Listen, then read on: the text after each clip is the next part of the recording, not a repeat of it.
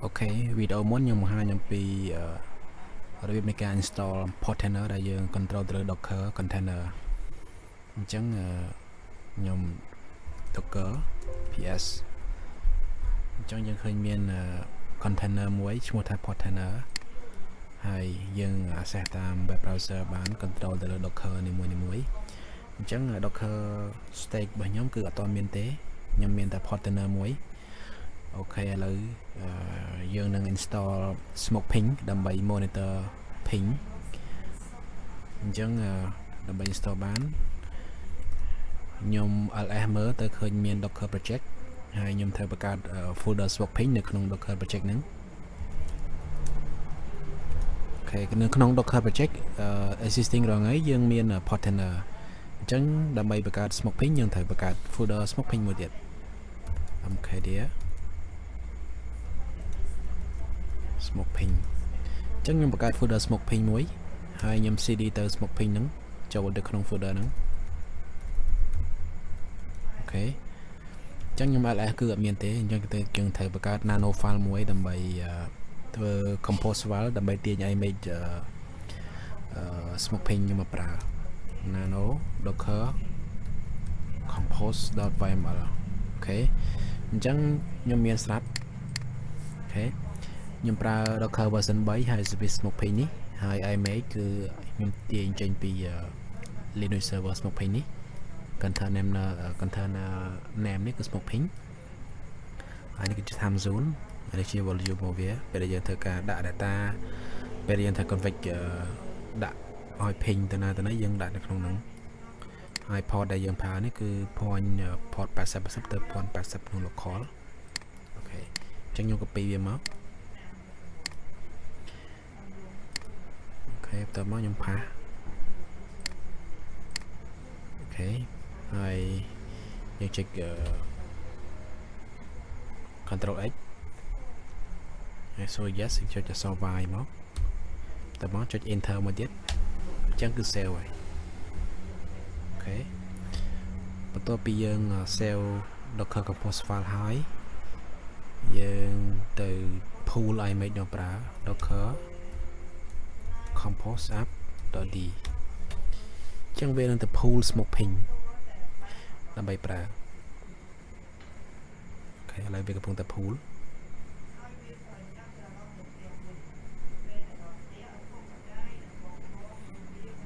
111 megabyte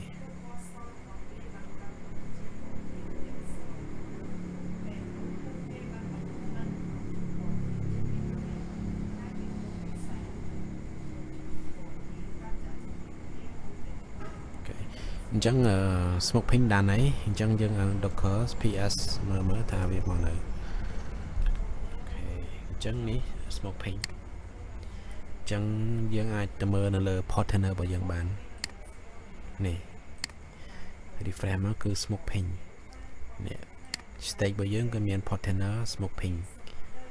state folder ដែលយើងបង្កើតណាអាហ្នឹងគឺជា state របស់វាហើយ container យើងមានពីរដែរexisting របស់វាគឺ container ហើយថ្មីមិញ install មិញគឺ smoke ping ដែលកំពុងតែ running ហើយនេះគឺជា IP ហើយនេះគឺជា port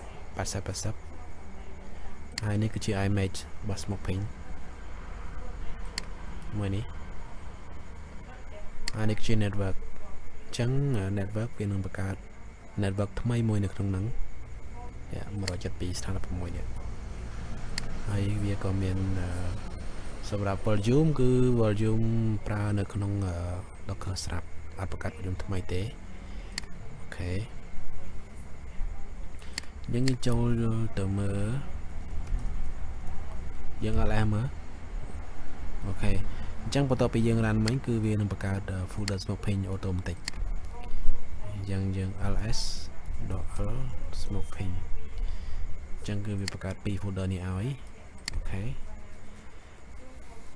អញ្ចឹងយើងអាចចូលទៅ smoke ping មើល Docker ps port man port 80អូខេអញ្ចឹង set ទៅ smoke ping 10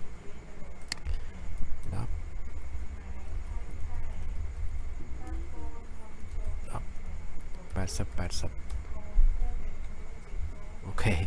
chẳng smoke pin mà dương mà rồi đó hai bây giờ dân sẽ từ tam port 80 cứ về nângចូលទៅ smoke pin ដោយមិនចាំបាច់ configure absent ទៀតទេហើយ default របស់វាគឺមាន internet site Europe North America DNS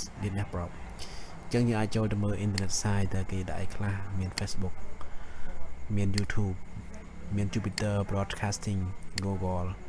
អញ្ចឹងរាល់ពេល5នាទីវានឹង update កន្លែងនេះអញ្ចឹងមានន័យថាវាកំពុងតែ ping ទៅ Facebook ហ្នឹងអូខេឥឡូវឧទាហរណ៍យើងចង់ដាក់ទៅ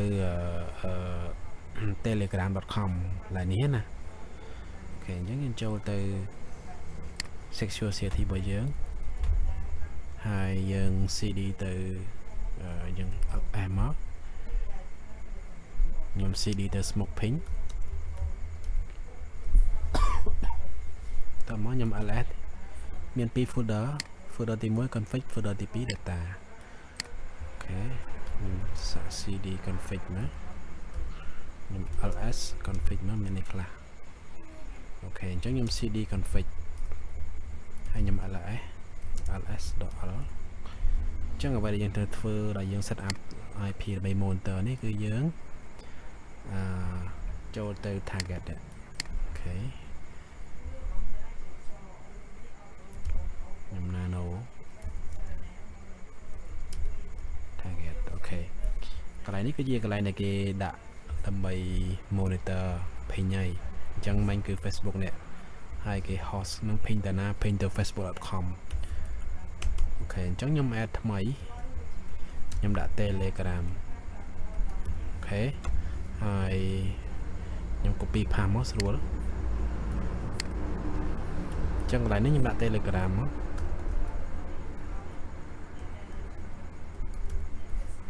នេះ Telegram ដូចគ្នា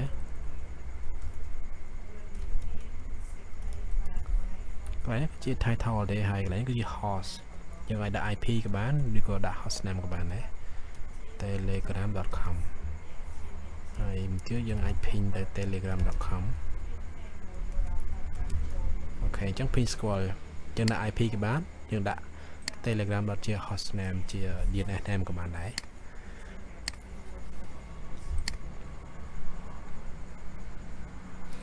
អូខេអញ្ចឹងខ្ញុំដាក់មិញហើយអញ្ចឹងខ្ញុំ exit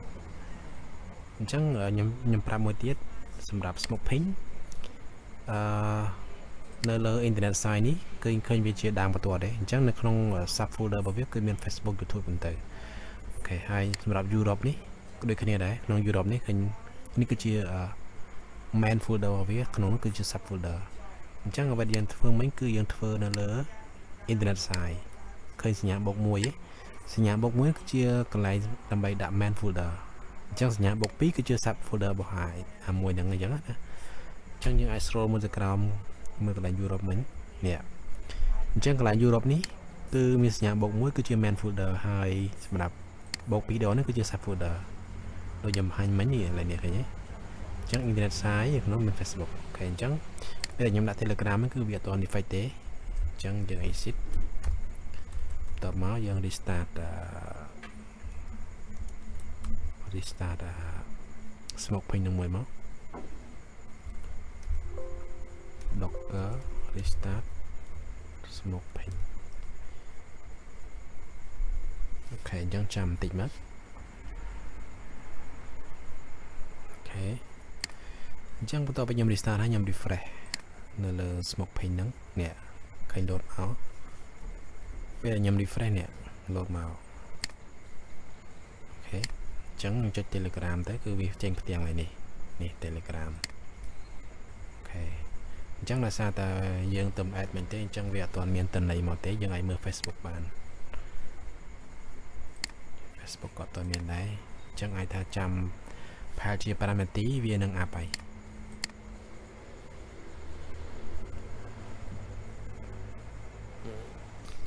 អូខេអញ្ចឹងយើងអាចរងចាំតិចទៅដោយសារតែវាត្រូវការពេលដើម្បី monitor ហើយយើងអាចឃើញថានៅលើ YouTube នេះគឺវានឹងចេញមកហើយគឺពណ៌បៃតងនេះគឺសំដៅទៅលើ lost color មានថា lost color ពណ៌បៃតងនេះគឺ0 chẳng mà lâu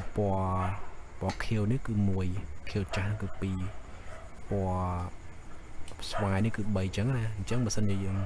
ក្នុងមួយជួរនេះវាលោតពណ៌បៃតងទាំងអស់អញ្ចឹងវាថា pink smooth ធម្មតាអូខេសម្រាប់ smoke pink គឺមានប៉ុណ្ណឹងអញ្ចឹងគឺ